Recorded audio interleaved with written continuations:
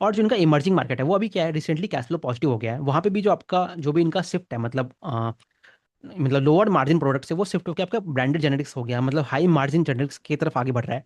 तो वहाँ पे भी आपके मार्जिन इंप्रूव होने के स्कोप है। तो वहाँ पे आपको दिखता है कि वहाँ पे भी आपका जो कैश फ्लो है वो आपका बढ़ रहा है। और सिमिलरली जो इंडिया वाला बिजनेस है वो भी आपका मान लीजिए एक लोअर बेस पे आता है, तो उस कारण वो भी काफी तेजी से बढ़ रहा है। तो आपके दोनों तीनों वर्टिकल से आपको दिखता है इनका जो कैश फ्लो है वो आपका इंप्रूव हो रहा है।